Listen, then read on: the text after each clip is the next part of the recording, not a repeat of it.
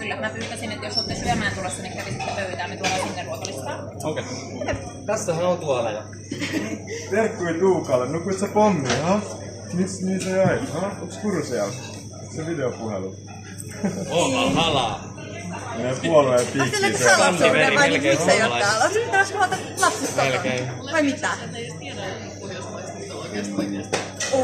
Menitte hiljaiseksi. Saanko mä pyytäisin, Eikö se ole että jatkaisitte matkaa tästä?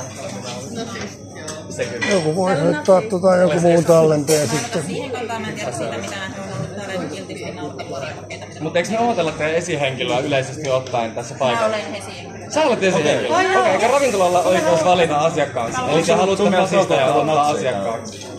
No jos yrittänyt järjestää jotain tapaa. He ovat hyviä aloja. Kertokaahan nyt hei, mitä fasisteja te ootte. Meidän ihan omistajat. Okei, mikä on tohto? Osaatko sanoa? Mutta eihän siinä ole mitään pahaa, koska ette sitä kuitenkin... Mä oon nähnyt sen teidän vaalimainoksen silloin, kun te perustitte tämän, että ylpeästi fasisteja ja... Näinhän se on. Ootko eri mieltä? Oot. Sun katsoselta haluais tappaa mua. Ei.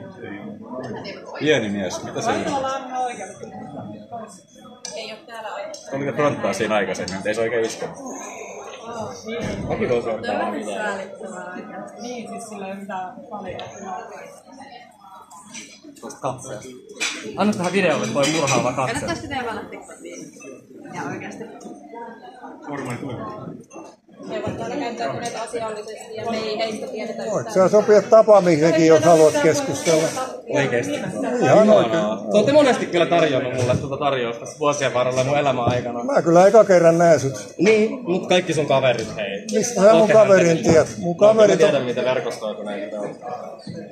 Mä oon 30 vuotta täällä elänyt, niin mä oon nähnyt, että ei meinaa. Pikkupoika. Totta. Mä oon.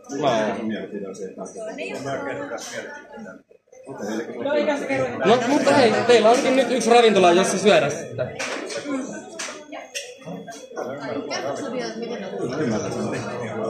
Niin, onks teillä... Mitä te luitte?